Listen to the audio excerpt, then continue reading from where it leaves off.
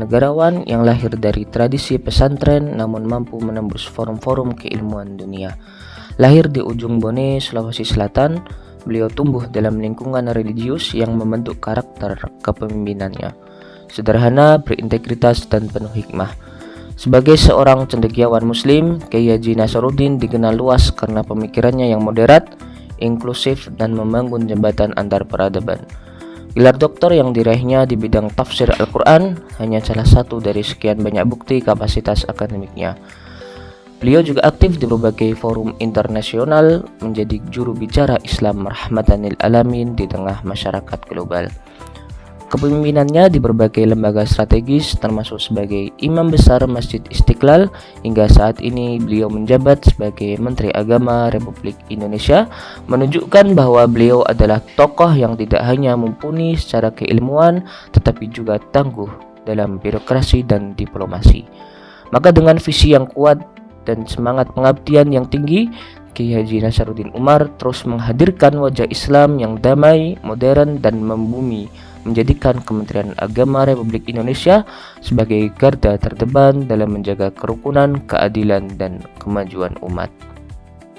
Meskipun tengah sakit dan harus bertongkat, Profesor Dr. Kiai Haji Nasaruddin Umar tetap hadir untuk mengayomi, bukan demi kehormatan, tapi demi pelayanan, bukan untuk kekuasaan, tapi untuk umat. Itulah contoh nyata berakhlak, khususnya berorientasi pada pelayanan yang beliau contohkan dengan tindakan, bukan hanya ucapan. Lisanul hal afdalu min lisanil maqal. Amin. Kiai Haji Nasaruddin Umar, beliau adalah sosok pemimpin yang mencerminkan nilai akuntabel. Beliau transparan dalam kebijakan, terbuka terhadap kritik, menjunjung tinggi tanggung jawab publik. Dalam setiap langkahnya, kepercayaan masyarakat selalu menjadi prioritas.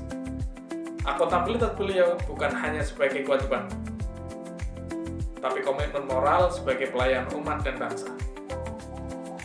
Beliau Kiai Haji Nasaruddin Umar menunjukkan nilai kompeten melalui kapasitas keilmuan, kepemimpinan, dan pengalamannya yang luas.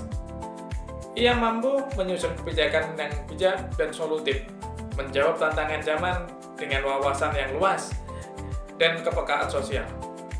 Kepemimpinannya membuktikan bahwa kompetensi adalah kombinasi antara ilmu, integritas, dan dedikasi. Profesor Dr. Kiai Haji Nasaruddin Umar menunjukkan nilai harmonis secara nyata melalui kehadirannya dalam berbagai perayaan hari raya agama lain. Dalam perayaan Waisak 2025 di Wihara Ekayana Arama, beliau menyampaikan bahwa perbedaan adalah lukisan Tuhan yang harus dirawat sebagai kekuatan bangsa. Ia mengajak seluruh masyarakat untuk memperkuat tali persaudaraan, menumbuhkan toleransi, dan membangun kehidupan yang damai di tengah keberagaman Indonesia. Sikap inklusif dan penuh penghargaan terhadap keberagaman ini mencerminkan komitmen beliau sebagai pemimpin yang menjunjung tinggi nilai harmonis dalam menjalani kehidupan berbangsa dan beragama. Selain nilai harmoni, nilai loyal juga diterapkan Profesor Dr. Kiai Haji Nasaruddin Umar sebagai tokoh lintas iman.